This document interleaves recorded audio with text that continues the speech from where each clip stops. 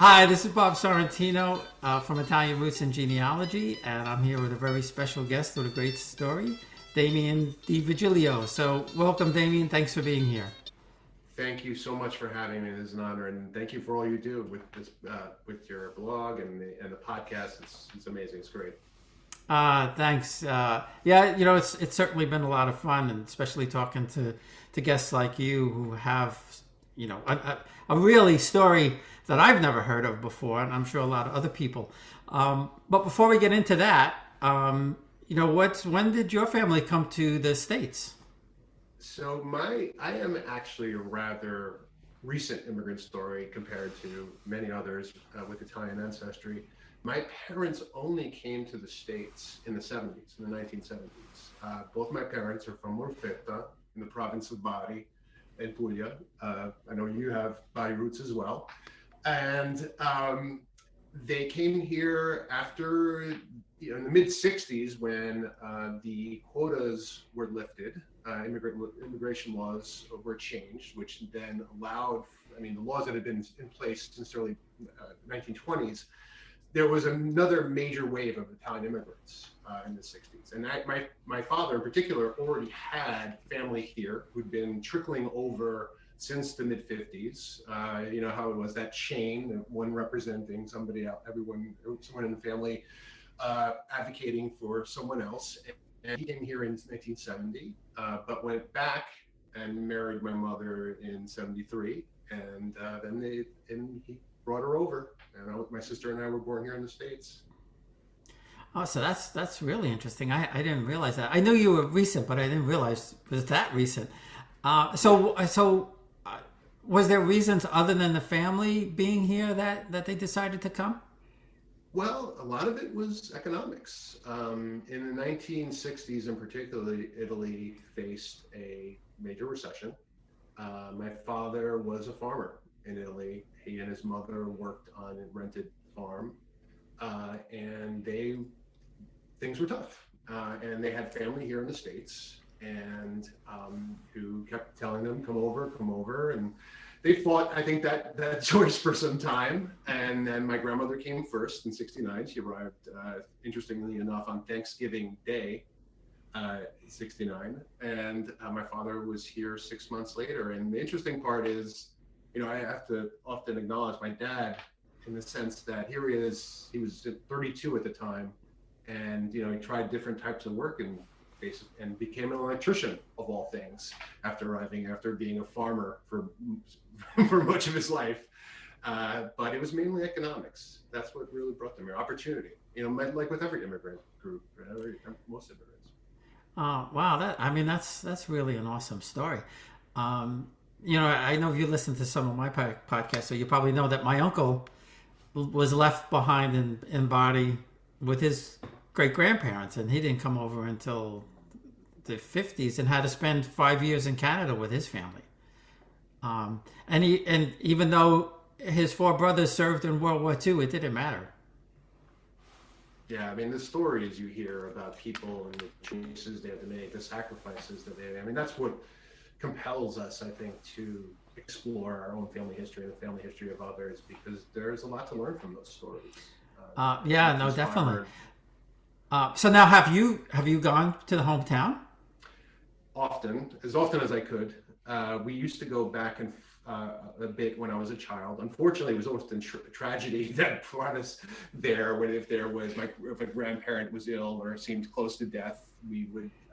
I remember when I was 5 years old, my mother was expecting her mother had fallen, and she was in a situation which seemed to be close to death, and we went over to spend a summer. We'd actually already planned to go, and then later when I was 11, I went back for some time, but it was as an adult that I started going back more frequently. Since about 2000, I try to go every few years and find different excuses to connect with family. So it's obviously with the current pandemic, it's been some time. I think the last time I was there was in, I can't remember. Italy in 2019, but back in Molfetta, not since I think 2017. So that's really interesting. So, unlike most of us who go back and we're discovered by some old lady walking down the street and asking who we are. They actually know who you are when you get there. Not everyone. My cousins, my first I have on my dad's side, I have, unfortunately, since he had no siblings, I have no first cousins, but I have extended second cousins and from his and others. But on my mother's side, I have quite a few first cousins who are there, and I try to stay as connected with as possible. They're nothing but supportive and great when I visit. Yeah, that's really great. I never knew I had anybody over there, and I just within the last few months I actually found a second cousin. So that was very exciting for me to know that I had a second cousin over there. And my guess is because they never mentioned it. My guess is that my father and his brothers and sisters probably didn't even know, that they had people over there. Yeah. You'd be amazed. Like, it's interesting, even as I'm exploring DNA and connections, you figure out, it's interesting. You see that you're a second cousin once removed, and my family, both my parents who were alive, are completely unaware of who these people are sometimes because families are so large and people move away, and it's great to be able to rediscover those connections. So I have to guess that your family's been in that town for a very, very long time, yeah? Hundreds of years, as far as I can tell. And we're blessed, Bob, as you well know, with the fact that digitized civil registration records from the province of Bari are some of the probably most robust that are available in digitized form. And yeah, to be able to look back and be able to confirm that your family's been in one place for a long time, it's amazing. So I have to ask, because I know a lot of people in Italy don't do genealogy or do any ancestry research like us Italian Americans are doing. Does your family know the great parents and great great grandparents? And you mentioned Antonati. So, and that surprised me with the Antonati that Bari had so many records out there. Yeah, we're very, very fortunate. And in my family, when I started, my grandmother was still, well, I really, at a very early age, I was always fascinated by, which kind of leads us to part of the story that we're going to talk about today. But ever since I was really little, I just loved to hear the stories from the various relatives about people who, their parents, grandparents, etc. And so, like everyone else, you kind of start with that basic information of at least knowing who my great grandparents were. I mean, that's my mother would often tell stories about her grandmother, Maria Antonia Petuzzella, who lived with her in old age, and all her little sayings and things. And I was able to gather bits and pieces of information, which was useful later on when I started digging a little bit more. So not everybody may have known beyond great grandparents, but it was a great place to start. We'll be right back. Experience Italy like never before, traveling with a scheduled group or create your own bespoke tour with friends with PhilItaly.com. Pack your bags and follow Phil. That's www.philitaly.co.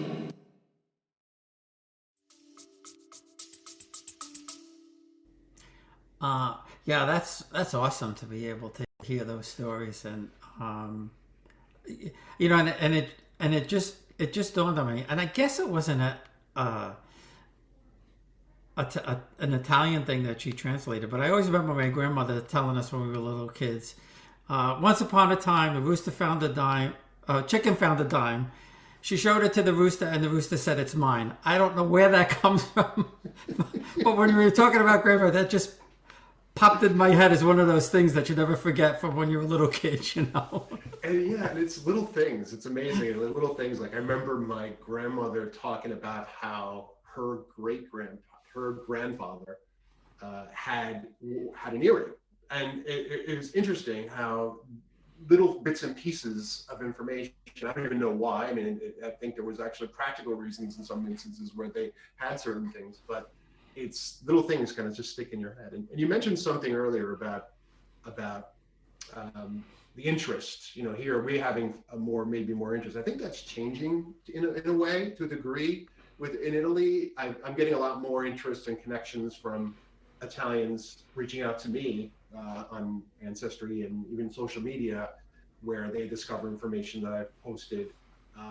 And but I definitely sense that oftentimes there's a skepticism when it comes to the documentation that's available. I'll give you an example. I remember when the information started becoming more available on antenati. I remember I was in Italy with my cousin's friend, and we started talking about it. I was like, oh yeah, these records are available. And what was fascinating for me was his reaction, which was, are they for real? Basically this assumption that they were somehow fake or fraudulent, and the skepticism, I think, is something often that is confronted when it comes to this information, when it becomes readily available. Yeah, and you're right, and that's how I found my grandmother's family, Pirmalo. My fourth cousin started a group, and after I guess we were talking for years, and she never expected to find anybody in America. She thought she might find people in Spain, because that's where the family originated from, or South America. And when I contacted her, she was shocked, because she had no idea that people had come to America, and in fact there were only two. But I know what you mean about the records, because my grandmother's family, when I contact some of them that I know I'm related to, because I have the record, I have my great grandmother and know who her parents are, and they're like, but you're American. Yeah, it's interesting, the different types of reactions that you confront in this. And you've touched on in past podcasts even the thing that there are those in our family who when they hear about the research we're doing, they're some of them are very, very interested. Some of them are like, why are you bothering with this? Or how do you must have a lot of free time, kind of thing. And everybody's reactions are different. But it is like you've often said, I've heard you say, it is a calling. There's certain people in families that have that calling to try to be the scribe, to try to be the record keeper for those. I mean, that's what drew me into genealogy. Even though throughout my life I'd had an interest in history and family history, it wasn't until about 12 dozen or so years ago when I found myself at an age where my grandfather had died in my early 30s, and I found myself with nephews for the first time. This was before I had a child of my own, which I do now. And I found myself just saying, hey, here I am. I'm the first generation here in the States. I can see my nephews moving on in their lives. I am able to provide a connection to the past.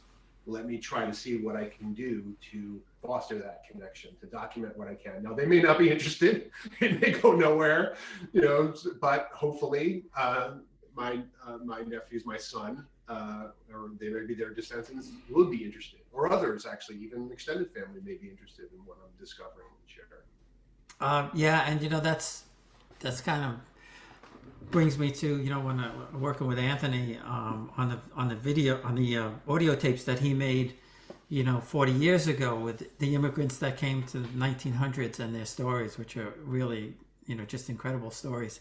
But now you have a really really fascinating story about your grandfather, who was in World War II in the Italian army. Yes, this was what really kind of drew me into family history research. And I think, I appreciate the opportunity to share the story today, because actually we're recording this on February 2nd. We're approaching the 78th anniversary on February 12th of the disaster, the tragedy that I'm going to be speaking about. But, as a child, my father and my grandmother, it was my paternal grandfather, would occasionally talk about my grandfather and what happened to him. And one of my earliest memories is of a framed photo that they brought over from Italy. And those of us with Southern Italian ancestry who've been to Italy, especially in the 20th century, 20th century would often go into people's homes, and you'd see little memorials to people who passed in the family. And this was one of those pictures that would, in Italy, would have had a candle or a little light next to it in memory of him. But in America, they didn't carry on that tradition. But that framed picture is something that was always stuck in my memory. I think it was like 2 or 3 years old. And through the years, we heard bits and pieces. And all we had knew for a very long time is that my grandfather went to war in 1940. He was in the Italian army, and he was stationed in Rhodes. And then after the armistice, after Italy surrendered in September of 1943, that he was taken prisoner by the Germans, and he just simply disappeared. For decades, that's what my grandmother and my father knew. And it really, really weighed on them. And, when it comes, like with every family that faces this kind of tragedy, there are ripple effects that imprint on their psychology, on their choices that they make in their lives. And as a child, when I would hear these stories, I couldn't help but wonder, what was the ripple effect on me? Had he not passed away, what would have happened? Would my family stayed in Italy? Would my parents have gotten married? Who knows? Would I have had uncles and aunts? Would I have first cousins on my father's side? Who knew? But the imprint on my family really resonated throughout the years. And it wasn't until the early 1970s, and I think it was around the time that my grandmother was getting documentation relating to her immigration into the United States, where the Italian, I think it was the Ministry of Defense sent my grandmother a very vague letter saying that my grandfather had died in a shipwreck off the island of Guidano, which if you try to find the island of Guidano, good luck with that. It doesn't really exist. And that was pretty much it. And it was very vague. And my father and my grandmother taking this information, what they simply assumed was that, okay, the Germans must have taken my father. I mean, they were familiar with other tragedies in the Greek theater after Italy surrendered, where like the Acqui division, made famous by Captain Corelli's mandolin, that book, where basically the German military just slaughtered Italian military, and they just simply assumed that they put my grandfather on a boat and blew it up. That's what the story that they had in their heads. And I think it's how they reasoned what happened. It was some kind of revenge. That's what they thought had happened to him. So they pretty much accepted that. They didn't really push it any further. But it wasn't until like early 2000s, when I was approaching 30 or so, where I found myself saying, wow, I'm close to the age and where he died. He was 32 years old, 31, 32 years old. And I said to myself, what do I got to lose? Let me try to see what I can find. The internet even at that time in the early 2000s, had made so much more information available. Let me just kind of poke around, see what I can find.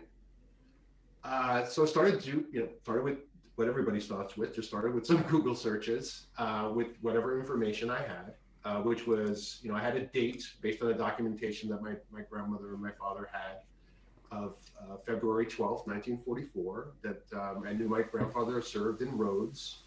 And I just started doing some search. I ended up finding myself on all these websites I never thought in a million years I would be visiting, on shipwrecks and dives, etc. And a big turning point for me was when I came across a posting on one of these diving sites from someone I think very highly of, Telis Savaitis, whose name I'm sure I'm slaughtering, he was a diver. He dove recreationally, and he posted some information about a wreck that was off the coast of Cape Sunin, off the coast of Antica, in the Antica region of Greece, about which is about, let's say, an hour south of Athens, roughly, by car, and was inquiring about, anybody know anything about a shipwreck that happened here? So we started communicating, started sending emails at the time. This was even before Facebook and other social media. And what was interesting, and this is what goes to show you that you never know what can happen when you just try. When you just start poking around a little bit, you never know what's going to happen.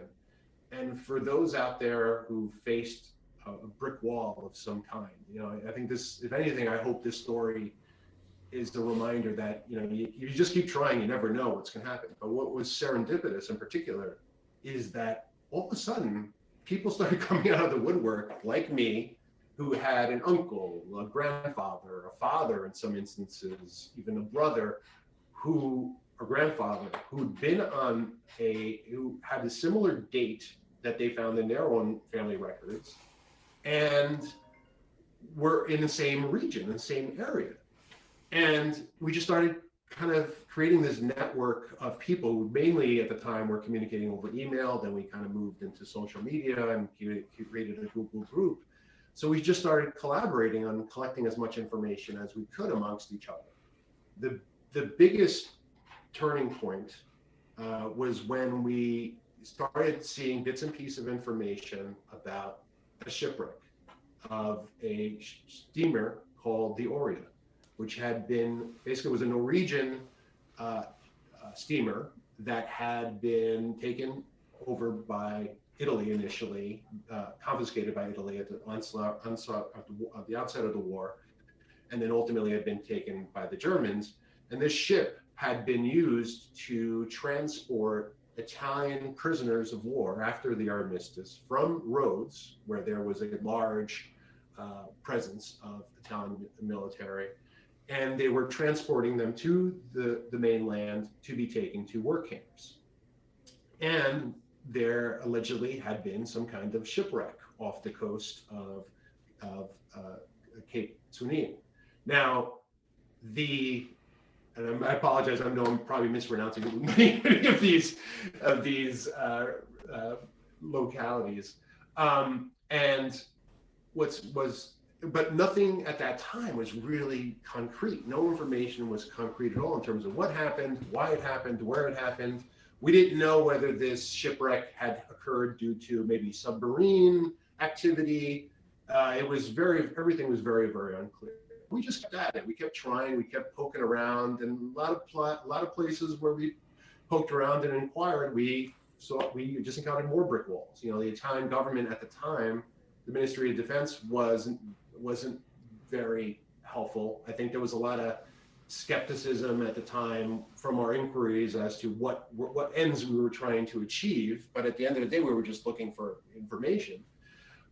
It wasn't until we made an inquiry with the International Red Cross that we were able to discover that Germany had a full report of a shipwreck that occurred on February 12th, 1944, off the coast of Greece, off the coast of an island not called Goidano, but called Petropolis.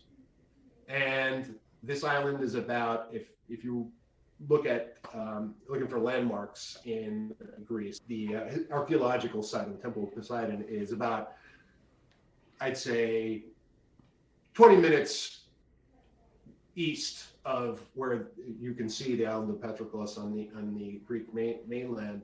And what was amazing about this document is it's extremely detailed in terms of what happened, but more importantly, there was a list of passengers, of the Italian prisoners of war who were being transported on that ship. And what was particularly emotional for all of us was finding the names of our family members on that list. And in my case in particular, and I think it's an example of why this information was lost for so much time, and this information was such a mystery to my family for so much time, is that my grandfather's name was slightly misspelled on the list, but it most definitely was him. And because there was no other person in the Italian military by the misspelling, they misspelled it instead of Damiano, De Virgilio, Damiano De Virgilio, or something like that. But there was no De Virgilio in the, whatever, at least as far as I've been able to determine, this has been in the Italian military as of that time. So we were able to learn a great deal. And what's an extremely tragic reminder is how many stories from war are lost to time due to a variety of different reasons. I'm sure many of your listeners have stories from their own families from the various wars throughout history, particularly in the 20th century, where certain tragedies were just lost to time for a variety of reasons. And in this case, we have an example of one of the greatest maritime disasters of all time that hardly anyone knows of. And to kind of back up for a moment and give you more context in terms of what happened, when Italy surrendered in September 8th, 1943, there was chaos anywhere where there was Italian military at the time.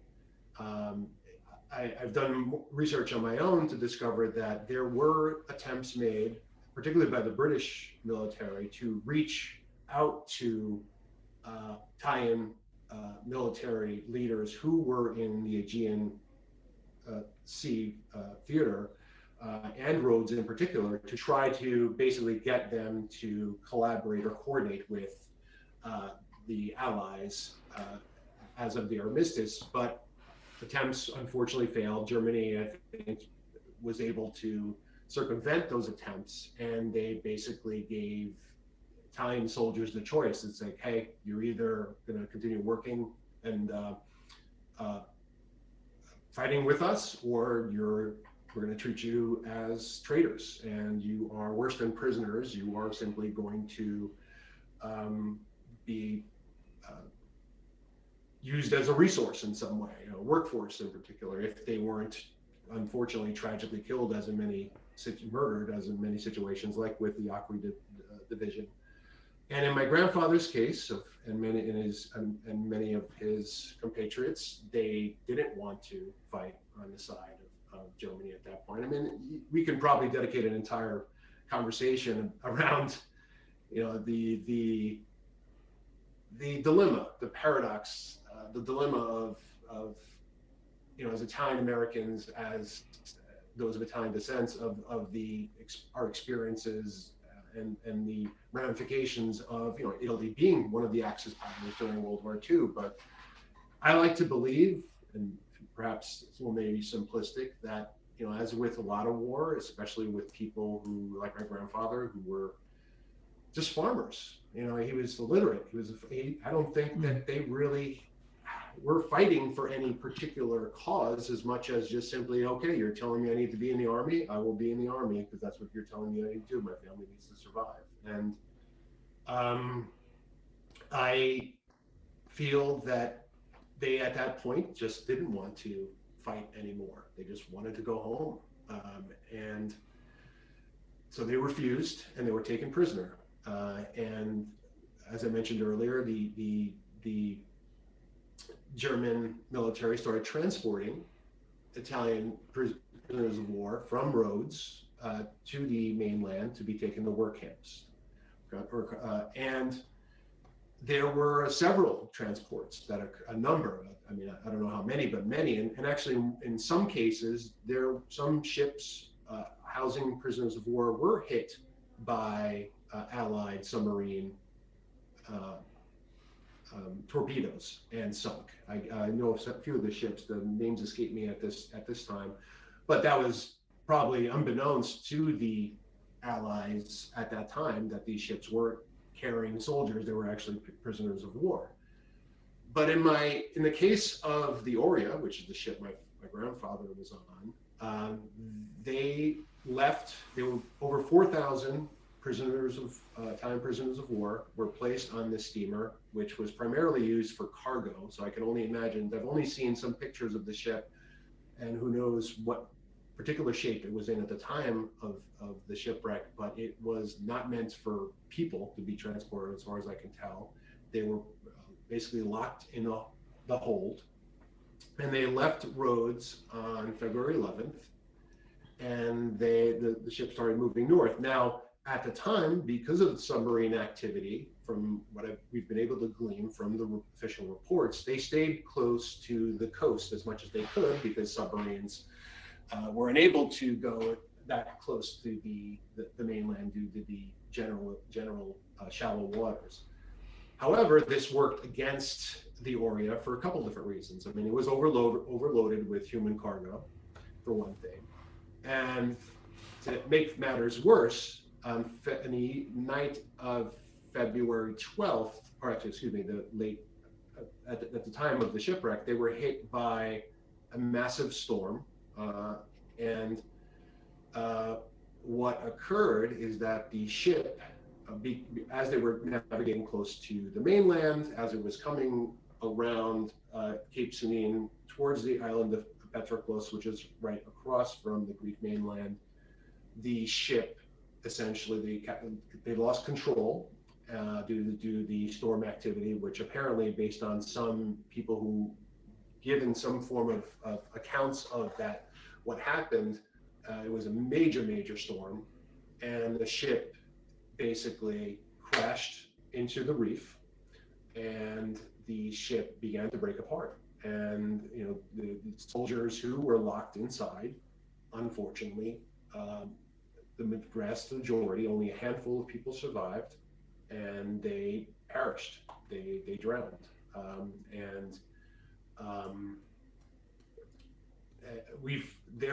Have been, fortunately, some efforts made by those who were around at the time to document their own experiences in relation to the shipwreck. But we continue to find more information over time that comes to light in terms of people who were involved. And my own experience is that in the course of my research, I've met some, and through the network of family members that I collaborate with, we've actually encountered some former POWs who were in their 90s. Unfortunately, they've passed at this point. One particular gentleman who was in his 90s when we commemorated the 70th anniversary of the shipwreck, he was supposed to be on the Oria. He was supposed to be on the ship, and for whatever reason, the Germans kept him off. But after the shipwreck, he was forced to go to the place where bodies were washing up onto the beach, and he was forced to bury the bodies there at the beach on the mainland. And to meet somebody who possibly may have handled the remains of your grandfather is something that is very, very, makes the whole situation all the more tangible. But I can't even imagine what he had to endure and had to live with in terms of seeing his compatriots and under those circumstances, and also know that could have been him, one of those bodies. So for months afterwards, apparently bodies and remains were washing up on the shore, and I think the locals who were there did the best they could. I think for years afterwards, apparently, after I talked to locals there, they knew the story. The ground in which the bodies washed up was often treated as kind of sacred ground to a certain extent by the locals. I remember we also met a woman, I apologize, I feel like I'm getting a little ahead of myself in the story, who actually said to us when we met her that her family, they sustained themselves on, some supplies, some food stuff, actually washed ashore from the shipwreck, and her family, who of course, they were being occupied at the time, Greece, by Germany, by the Axis powers, and they were grateful for what even those items that washed up that they were able to use, and they actually kept some of the containers as mementos, as in honor of those who passed. But I'm getting a little bit ahead of myself there. So when we discovered this information, and we were, first of all, we were all blown away that this happened, that this event all tied us together, and we were able to find this information together. And then our focus shifted from that point, from trying to figure out what happened to trying to advocate for some kind of memorial, some kind of, of acknowledgement of this occurring, and then at this also to do our best to inform others who may have had family who were on the ship and never knew. I mean, all of us. You know, my grandmother died in 1992, never having known exactly what happened to her husband, and there are so many families that, you know, to this day don't know what happened, not sure, and you know, we keep coming across new people. Just in 2020, I was able to determine, going through the list, that there were actually a number of American-born Italians who were on the ship, and one in particular has family now in Chicago. And I was able to connect to them and say, I don't know. You know, it's always awkward when you reach out to somebody randomly. You don't know. Like, you do it with humility. You reach out and you say, hi, I know this is coming completely out of the blue, but I can see this is your uncle based on information I've seen on family trees on Ancestry. Do you know what happened to him? Because I think I know what happened to them. And it's extraordinarily rewarding and touching to be able to help people find the truth about people and their family, and give them closure, and make sense out of history. But what's most compelling to me, and I can't say this enough, is the generosity and the graciousness of the Greek people, Greek authorities. Because around the time we discovered the truth, and we also things started in motion to create some form of memorial. This is in the early 2010s. And we recall, I mean, this is at a time when Greece itself was in dire straits. There was an economic crisis. And yet, even though all that was going on, the local authorities there went out of their way to not only help us, but put the wheels in motion to create a memorial. And it was extraordinary, in the sense that not only here they are during an enormous economic crisis, but at the same time, we were their occupiers. I mean, the Axis power, Italians were were part of the occupying force in Greece, and the forgiveness that they were able to show in our family, our families, and the sympathy at the same time was overwhelming, extraordinary to us. And in 2014, a monument was erected. It faces out towards the island, Petroklos, where the ship impacted. And it's along a road that one can go down towards, as one's driving towards the Temple of Poseidon and along Cape Sunin. And it's a beautiful spot, and we were able to all go there for its dedication.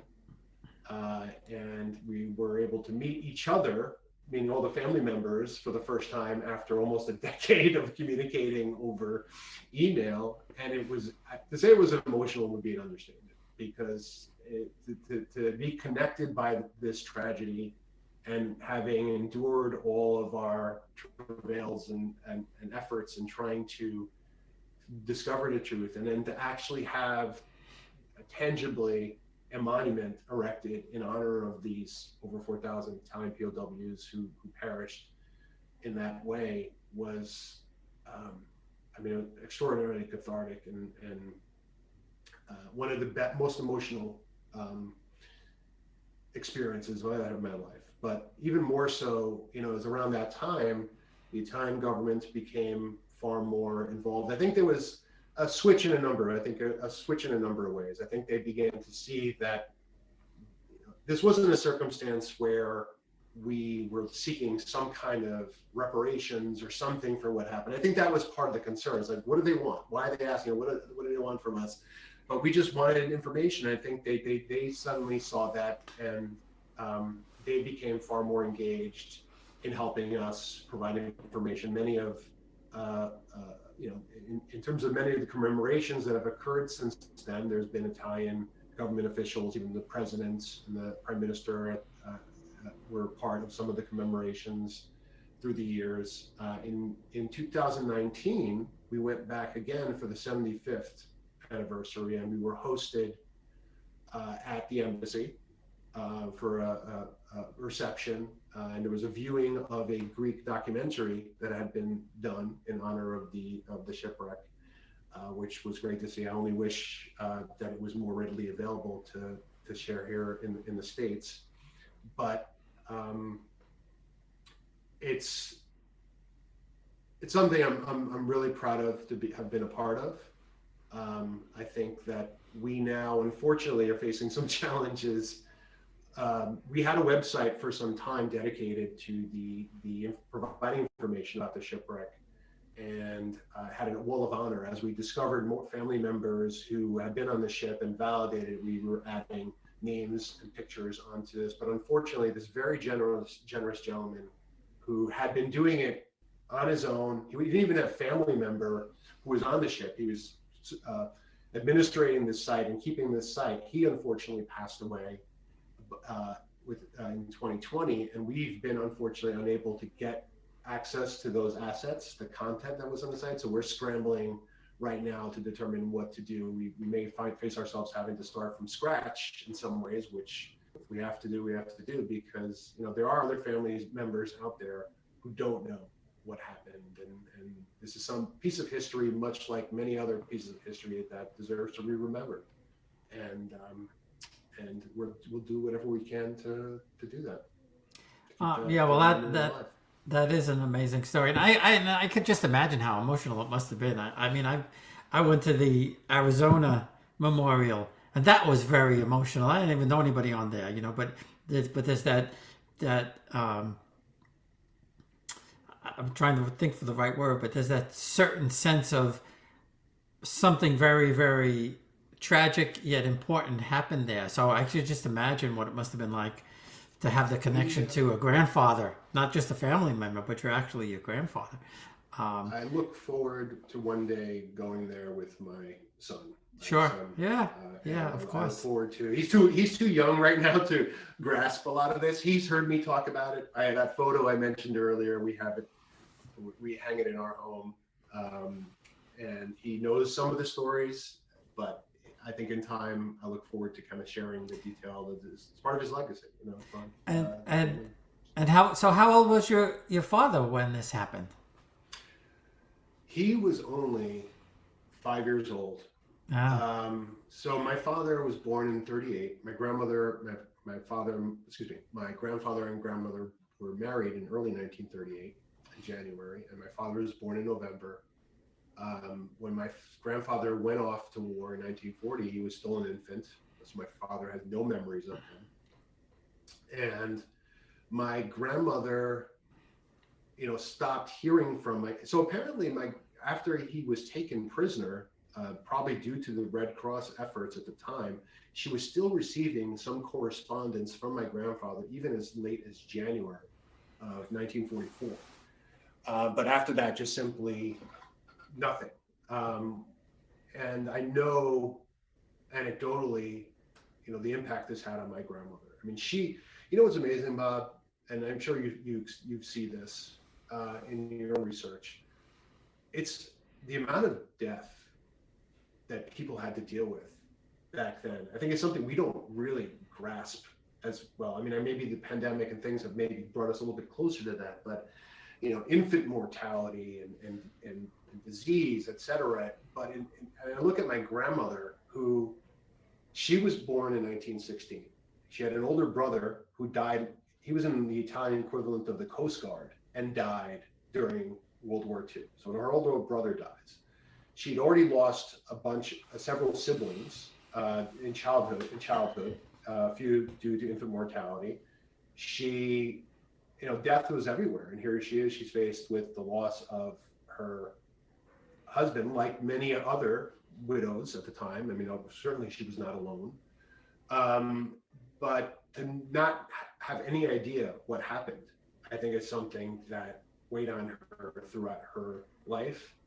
But what's amazing to me is that one of my most vivid memories of her in the early 90s was sitting with her. We were sitting in the backyard. I grew up in Hudson County here in New Jersey. And we were sitting in the yard, and I don't know why she was not the kind of woman to typically become, to be reflective, but she turned to me and she said, you know, I've been through some hard things in my life, but you know what?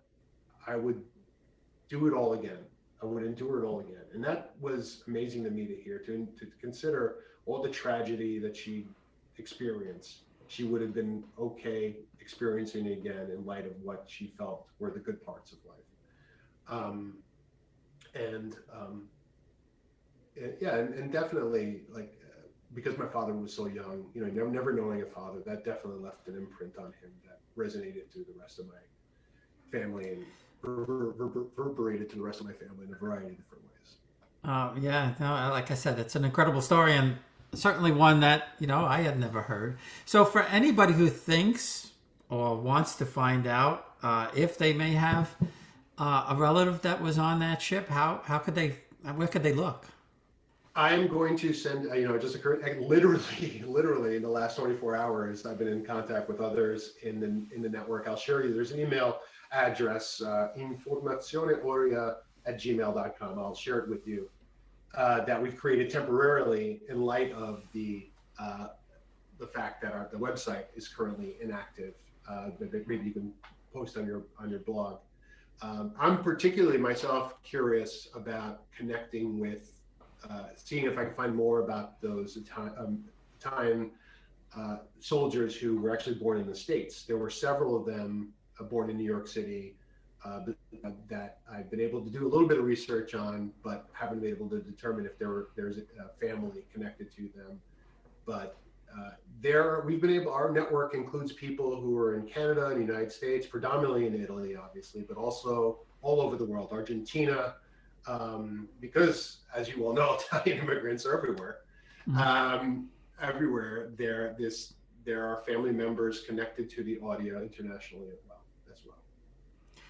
Yeah, and I know you had sent me a blog, so we'll put that out there, and I'll put that address out there so that anybody who either wants to know more, and I know there was also YouTube video, so I'll post that out there on a blog post so people can watch that too. Yeah, I only hope that we had our site up and running again, timing, but we will definitely share the information that we have, and hopefully, I hope we can find others who may have had a connection. If you have any family members who may have served in Italian military who perished on February 12th, 1944, and have some information that might resonate with our story, we'd love to hear from you, because your family members may have been on the ship. Yeah, and we'll do everything that we can to get the word out there. So I really, really appreciate you taking the time, Damian. This has been one of the most fantastic and unknown stories that I've heard so far. Thank you, Bob. Really appreciate this opportunity. Thank you for giving us a chance to share this story, especially when we're so close to the commemorating the 78th anniversary, and really, really grateful. Okay, well, you're quite welcome.